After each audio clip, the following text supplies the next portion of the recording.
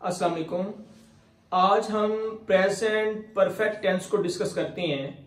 Present perfect tense मौजूदा दौर के अंदर किसी चीज के मुकम्मल होने को जाहिर करता है। जब कोई काम मुकम्मल हो जाता है, जब एक्शन मुकम्मल हो रहा होता है, तो उसके लिए प्रेजेंट परफेक्ट टेंस यूज करते हैं। अब एक चीज आप माइंड में रखिएगा, प्रेजेंट परफेक्ट टेंस के लिए हैज और हैव ये दो हेल्पिंग वर्ब के तौर पर यूज करते हैं। हैज और हैव ये दो हेल्पिंग वर्ब होंगे और उसके अलावा प्रेजेंट परफेक्ट टेंस में वर्ब की थर्ड फॉर्म यूज की जाएगी। अब देखें, चाहे प्रेजेंट का परफेक्ट हो, चाहे पास्ट का परफेक्ट हो, चाहे फ्यूचर का परफेक्ट हो, जो भी परफेक्ट टेंस होगा उसमें वर्ब की थर्ड फॉर्म लगेगी। सिंपल परफेक्ट में, परफेक्ट कंटीन्यूअस नहीं, जो परफेक्ट होगा। इसके अलावा जो पैसिव वॉइस है, पैसिव वॉइस में भी वर्ब की थर्ड फॉर्म यूज करते हैं और परफेक्ट टेंस प्रेजेंट, पास्ट और फ्यूचर तीनों के साथ थर्ड फॉर्म यूज करेंगे। बहरहाल हम इसको सिंपल लैंग्वेज में समझने की कोशिश करते हैं। प्रेजेंट परफेक्ट टेंस उर्दू में निशानी के तौर पर चुका है, चुकी है, चुके हैं, चुका हूं, लिया है, लिए हैं वगैरह आता है। सादा लफ्जों में आप ये समझ लें कि जब मौजूदा दौर में काम मुकम्मल हो गया हो, मुकम्मल हो चुका हो या मुकम्मल कर लिया हो, तो उसको प्रेजेंट परफेक्ट टेंस कहते हैं। दूसरे नंबर पर अगर आप इसको इंग्लिश में समझना चाहें तो इजी मेथड के साथ यहां चंद चीजें हैं। Number 1, completed activities in the immediate past.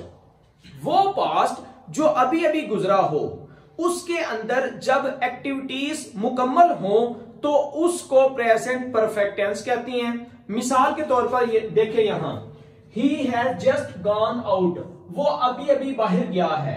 He has just gone out, इसका मतलब ये है कि ये पास्ट की एक्टिविटी है और अभी ये मुकम्मल हुई है। दूसरे नंबर पे past actions whose time is not definite. Past का वो एक्शन जिसका टाइम जो है वो डेफिनेट ना हो, उसको भी प्रेजेंट परफेक्ट टेंस में लेते हैं। जैसा कि have you read mister chips, क्या आपने मिस्टर चिप्स का नावल पढ़ा है?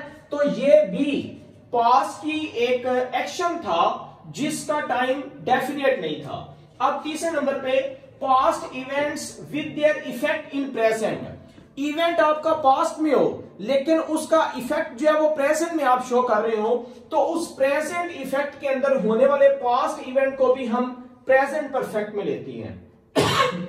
जैसा कि I have finished my work, काम मुकम्मल हो गया है और इसका इफेक्ट जो है वो प्रेजेंट में शो हो रहा है, काम पास्ट में इसका मुकम्मल हुआ। तो इसलिए लास्ट है beginning in past and continuing up to present. काम पास्ट में शुरू हुआ और अभी प्रेजेंट में भी वो कंटिन्यूइंग चल रहा है, तो उसको भी हम प्रेजेंट परफेक्ट में लेते हैं।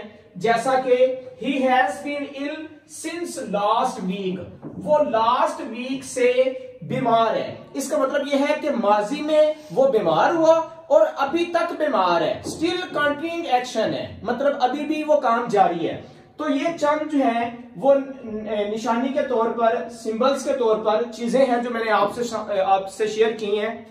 अब हम देखते हैं इसको रूल्स के पॉइंट ऑफ व्यू से और इसके मेथड के पॉइंट ऑफ व्यू से, कि जो इसके डेफिनेट रूल्स हैं, हमने ये बात ध्यान में रखनी है कि जब प्रेजेंट परफेक्ट टेंस हम कर रहे हो तो इसके अंदर हमारा हेल्पिंग वर्ब हैज और हैव ये दो यूज होंगे, हैज और हैव। नेक्स्ट चीज ये है कि इसमें वर्ब की हमेशा थर्ड फॉर्म यूज करेंगे। प्रेजेंट परफेक्ट टेंस में वर्ब की थर्ड फॉर्म लगती है, जैसा मैंने पहले आपको बताया है। अब हैज और हैव हेल्पिंग वर्ब के तौर पर और वर्ब की थर्ड फॉर्म यूज करेंगे। इन सारी निशानियों के बाद हैज और हैव और वर्ब की थर्ड फॉर्म। मजीद इसको देखते हैं जी, हेल्पिंग वर्ब किस अंदाज में लगने हैं। अगर हमारा subject he, she, it, that, singular वगैरह कोई हो, तो इन सब के साथ हम हैज का हेल्पिंग वर्ब यूज करेंगे। ही के साथ हैज आएगा, शी के साथ हैज आएगा, इट के साथ, डैट के साथ, कोई भी सिंगुलर नाउन है उसके साथ, सबके साथ हैज यूज करेंगे। इसी तरह अगर हमारा सब्जेक्ट, फाइल जो काम करने वाला है सेंटेंस में, आई, वी, यू, दे या प्लूरल या दीस या दोस, इस तरह का कोई हमारा सब्जेक्ट आ रहा हो तो उसके लिए हमने हैव हेल्पिंग वर्ब के तौर पर यूज करना है। यह है हैज और हैव लगाने का तरीका। अब ये आप सादा लफ्जों में ये समझ लें कि हैज और हैव हेल्पिंग वर्ब के तौर पर आ गए, वर्ब की इसमें तीसरी फॉर्म आ गई, और अगर सेंटेंस नेगेटिव हो तो फिर हमने हैज और हैव के बाद नॉट लगा देना है। अगर सब्जेक्ट सेंटेंस जो है वो इंटरॉक्टिव है तो हैज और हैव को सेंटेंस के बिल्कुल स्टार्ट पे ले आएंगे।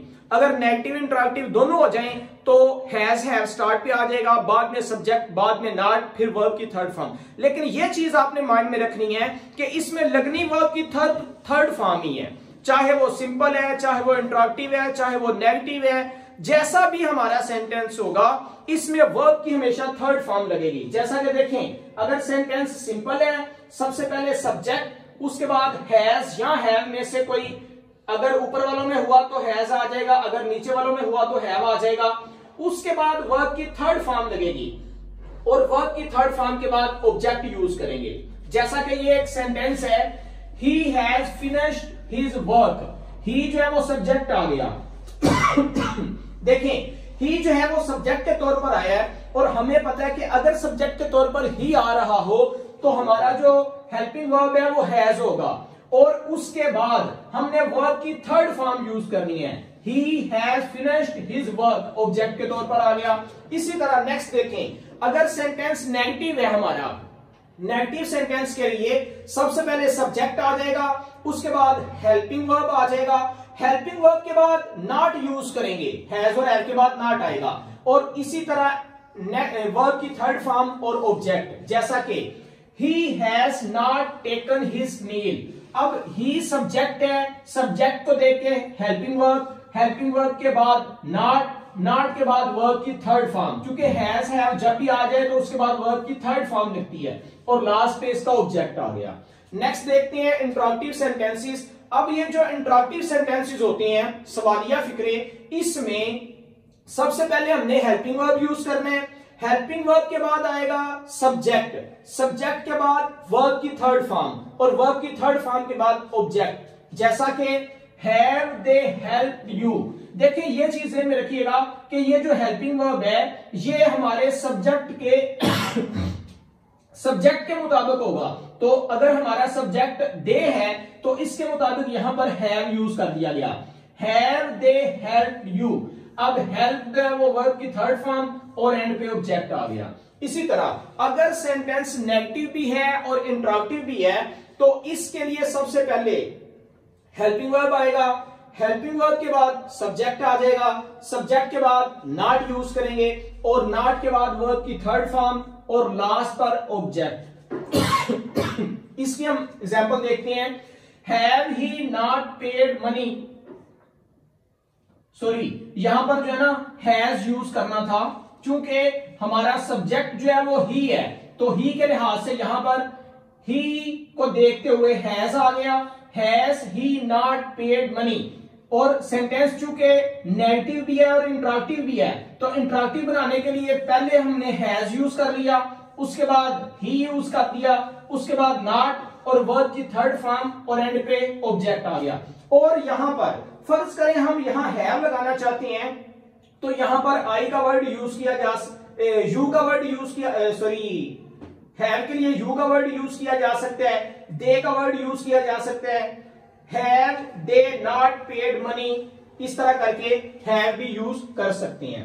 नेक्स्ट देखते हैं, कुछ हमारे सेंटेंसेस होती हैं जो WH फैमिली से बिलोंग करने वाले सेंटेंसेस होती हैं, तो उनके लिए सबसे पहले वो WH वाला वर्ड आ जाएगा, उसके बाद हेल्पिंग वर्ब आ जाएगा, हेल्पिंग वर्ब के बाद वर्ब की थर्ड फॉर्म, और लास्ट पे ऑब्जेक्ट आएगा। जैसा कि why has he teased you, अब इसके अंदर सबसे पहले why, उसके बाद हेल्पिंग वर्ब ही हैज, और हैज के साथ ही, चूंकि हमारा सब्जेक्ट ही था, ही की वजह से यहां हैज यूज किया गया। अगर ये दे होता, यू होता, या इस तरह का आई होता तो उसके मुताबिक हमारा जो हेल्पिंग वर्ब है वो यहां पर हैव आ जाना था। Why has he teased you? इसी तरह हम इस तरह के सेंटेंसेस को आसानी के साथ बना सकते हैं। तो ये था प्रेजेंट परफेक्ट टेंस। देखते हैं नेक्स्ट वीडियो के अंदर अगले टॉपिक के साथ। अस्सलाम वालेकुम।